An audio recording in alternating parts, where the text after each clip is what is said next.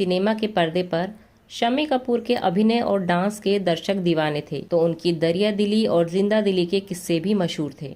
चाहे कोई मुझे जंगली कहे, फिल्म जंगली के इस गाने में शम्मी कपूर का मस्त अंदाज आज भी दिलों में हलचल पैदा कर देता है। डांस ऐसा कि झूमने पर मजबूर कर दे।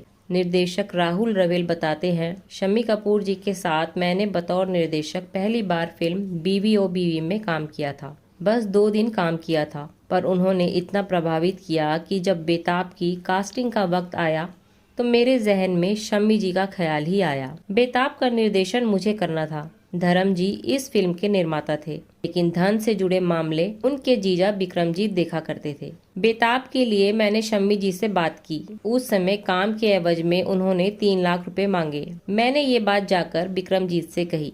उन्हें ये अधिक लगा तो उन्होंने धर्म जी को आगे करके इसमें कुछ कटौती करवाने की योजना बनाई। धर्म जी पहले तो हिचके, पर फिर मान गए। शम्मी जी से उन्होंने फिल्म की चर्चा की और फिर पूछा कि पैसे कितने लेंगे। इस पर शम्मी जी तपाक से बोले, बेटा 5 लाख रुपए लूंगा। सब सोच में पड़ गए कि 3 लाख से कम करवाने के चक्कर में अब 5 लाख पर बात आ गई। शम्मी जी मुस्कुराते हुए बोले कि ये समझो कि 2 लाख पेनल्टी है। कमाल की बात रही कि धर्म जी उसके लिए राजी हो गए। ये बतौर कलाकार शम्मी जी का सम्मान था। दरअसल उन्हें निर्माताओं का मोलभाव करना पसंद नहीं था, पर हंसी मजाक के साथ अपनी बातें मनवाना भी उन्हें खूब आता था। बेताब की शूटिंग हमने कश्मीर में की थी। शम्मी जी का कश्मीर और वहाँ के लोगों से एक अलग ही रिश्ता बन गया था। कश्मीर की कली से लेकर बेताब तक उन्होंने वहाँ पर इतनी फिल्मों की शूटिंग की थी कि लोग भी उन्हें अपने बीच देखने के अभ्यस्त हो गए थे। बेताब के बाद जब मैं लव स्टोरी की शूटिंग के लिए कश्मीर गया तो वहाँ लोग पूछने लगते थे कि शम्मी जी नहीं आए। डल झील पर शिकारे वालों से लेकर बाजार के दुकानदारों तक हर कोई उनके बारे में पूछता था। श्रीनगर में ओबराय होटल के लेक पैलेस होटल में वो ठहरते थे। शूटिंग समाप्त होने के बाद जब वह अगले दिन वहां से रवाना होते, होटल के लंबे कॉरिडोर में स्टाफ उन्हें देखने और विदा करने के लिए मौजूद रहता। शम्मी जी के अगल बगल में 2 लोग होते थे जिनके हाथ में रुपयों की भरी बड़ी सी पोटली होती थी। शम्मी जी दोनों हाथों से जितने भी रुपए हाथ में आते वो स्टाफ को बांटते चलते थे। ये था उनका शाही मिजाज। ये सिर्फ एक जगह की बात नहीं, जहाँ भी वह शूटिंग के लिए जाते यही अंदाज नजर आता था। वो काम के बीच भी अपनी पसंद की चीजें खोज लेते थे।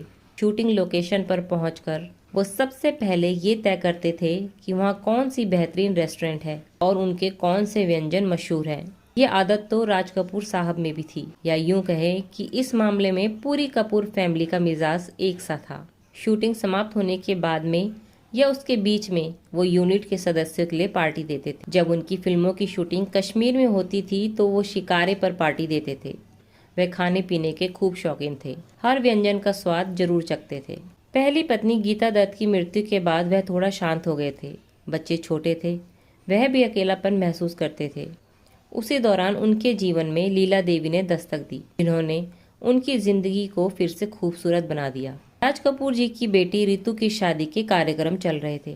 नीला जी रितु की मित्र थी और शादी में शामिल होने आई थी। उनकी शादी संपन्न होती उसी बीच अचानक एक सुबह सब ये जानकर प्रसन्न हुए तो थोड़े हैरान भी। नीला जी और शम्मी जी ने शादी कर ली है।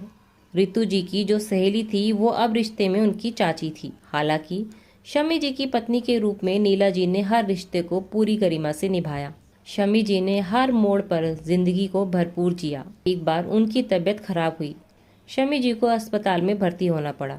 डॉक्टर ने उन्हें सख्त हिदायत दी थी कि कुछ दिन व्हील चेयर पर ही गुजारने होंगे, चलना फिरना बंद रहेगा। जब उन्हें अस्पताल से डिस्चार्ज किया गया तो बाहर आकर उन्होंने व्हील चेयर को गाड़ी में रखवाया और खुद सीधे ड्राइविंग सीट पर बैठ गए। गाड़ियों का उन्हें बेहद शौक था।